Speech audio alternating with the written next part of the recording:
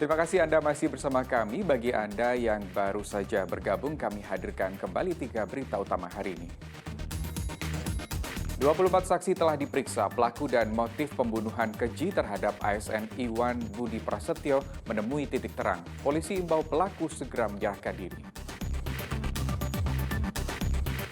2 pegawai pemerintah Provinsi Jawa Tengah tertangkap basah sedang berbuat mesum di Pantai Mutiara Semarang. Keduanya langsung dipecat.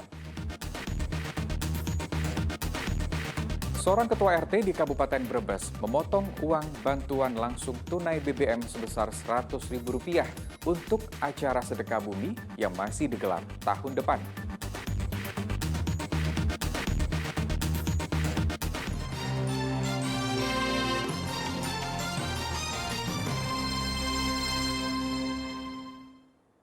Ya, antrian pencairan bantuan langsung tunai BBM terjadi di sejumlah daerah. Bahkan tak jarang warga yang mayoritas sudah lansia harus berdesak-desakan untuk mendapatkan BLT. Warga desa Papanrejo, Kecamatan Gubuk sudah mengantre di kantor desa. Meski pembagian bantuan langsung tunai BBM belum dimulai, warga memilih berduduk santai sambil menunggu petugas datang. Ada 195 warga penerima BLT. Besaran yang diterima Rp500.000 terdiri dari BLT BBM dan PKH Sembako. Di Kabupaten Grobogan, terdata 158.180 warga yang tercatat menerima BLT BBM. Sementara di Desa Bandungan, Kabupaten Magelang, para penerima bantuan yang mayoritas lansia harus berdesak-desakan untuk menerima BLT BBM. Mereka bahkan sampai harus mengantre berjam-jam. Petugas pun akhirnya mengatur antrean agar tertib. Sedikitnya terdapat 548 warga menerima bantuan BLT BBM dan bantuan sembako. Besaran penerimaan bantuan pun sama, Rp300.000 BLT BBM dan Rp200.000 bantuan sembako. Masih dari Magelang, antrean lansia juga terlihat di Desa Gandusari. Para penerima bantuan saling berhimpitan untuk mencairkan bantuan BBM dan sembako sebesar Rp500.000. Petugas pun mengatur antrean agar tak terjadi penumpukan di dalam aula desa. Petugas pun membatasi warga yang masuk dengan memberlakukan buka tutup pintu aula. Ada 8 dusun dari 637 warga yang dibagikan bantuan. Ada 1.000 lebih warga Desa Sidomulyo, Kecamatan Banjarrejo, Kabupaten Blora juga mengantre untuk mencairkan BLT BBM dan sembako. Namun, mereka harus mengantre vaksin COVID-19 sebagai syarat pencairan BLT. Warga seluruh penerima bantuan wajib sudah vaksin minimal dosis kedua dan booster bagi yang sudah vaksin kedua.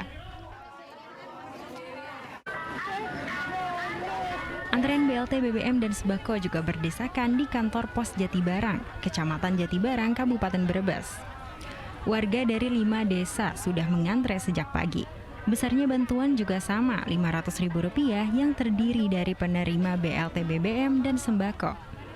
Diketahui warga menerima BLT BBM sebesar Rp600.000. Pembagiannya dibagi dalam 2 tahapan.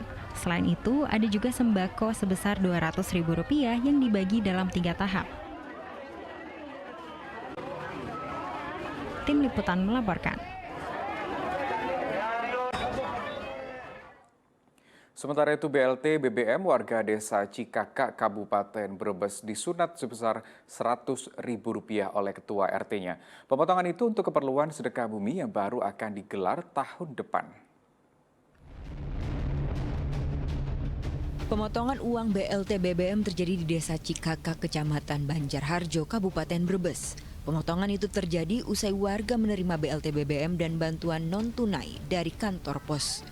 Warga menyebut ketua RT mendatangi rumah mereka untuk memotong BLT sebesar Rp100.000. Alasan pemotongan BLT untuk kegiatan sedekah bumi yang akan digelar tahun depan. Pemotongan itu dikeluhkan warga. Sebelumnya udah dikasih tahu Pak, udah dikasih tahu kalau nanti kalau sudah ngambil uang katanya suruh masih Pak RT 100.000 suruh Pak Bungu katanya gitu. Alasannya untuk apa? Katanya buat bumian, tahun depan. Sedekah bumi ya? Ya nyampe rumah terus katanya harus bayar buat itu apa Bumian.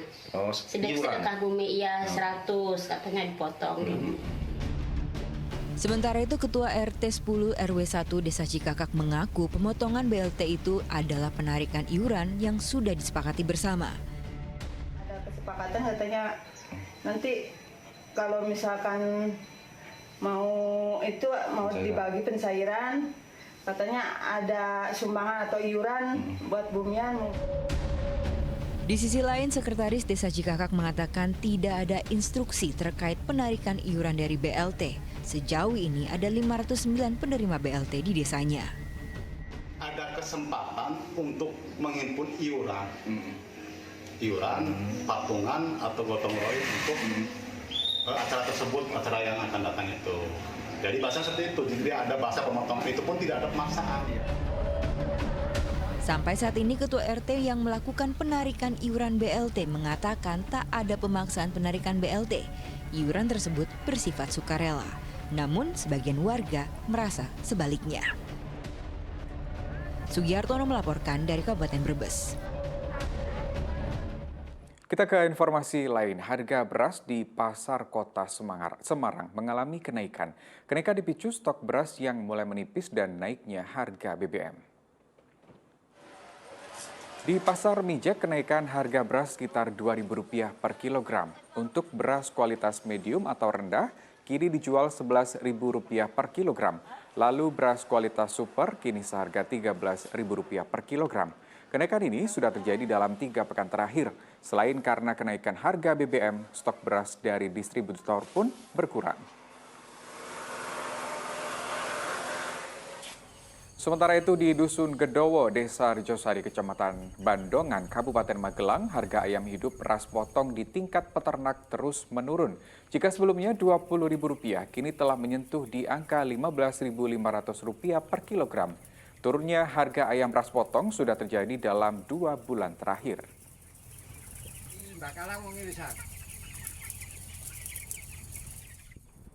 Ya, kenaikan harga BBM ternyata berdampak pada kebiasaan warga untuk memakai transportasi umum. Seperti di Kota Solo, penumpang Batik Solo Trans Atas atau Atas BST meningkat hingga 80% lebih.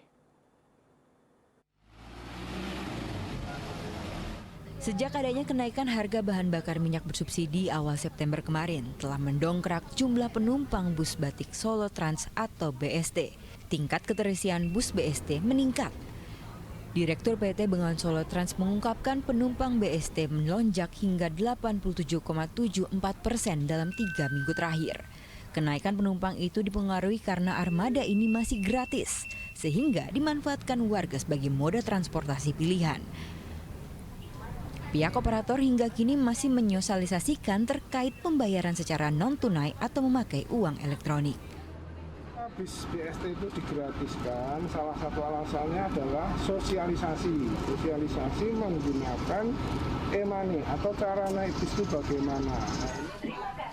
Keberadaan BST yang masih gratis ini disambut baik warga karena membantu pengeluaran warga untuk lebih hemat setelah harga BBM naik.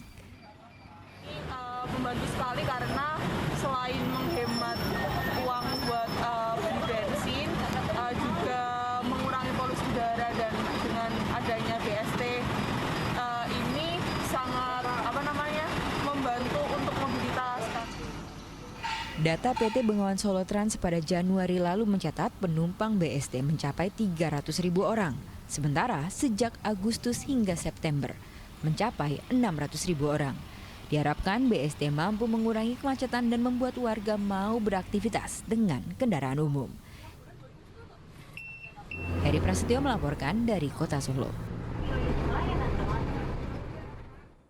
Ya, kirab budaya digelar di Kelurahan Jayangan, Kecamatan Serengan, Solo. Beragam kreasi dari para penampil, mulai etnis Banjar, Jawa, dan Cina ditampilkan dalam kirab budaya ini. Beragam cara dilakukan untuk menunjukkan potensi daerah. Salah satunya kirab budaya dan pesta jajanan tradisional yang digelar warga Jayangan, Kota Solo. Dalam kirab, kita bisa melihat berbagai budaya dan kreasi yang identik dengan adat Jawa, Banjar, dan Cina. Tak hanya kesenian yang membawa budaya masing-masing seperti topeng ireng atau nagalion, tetapi ada juga kreasi busana dari sampah sebagai bentuk kampanye agar warga mau mendaur ulang sampah menjadi barang yang bernilai guna. Kirap ini juga sebagai potret keharmonisan dan kerukunan dari 3 etnis berbeda yang sudah hidup berdampingan di wilayah Jayangan.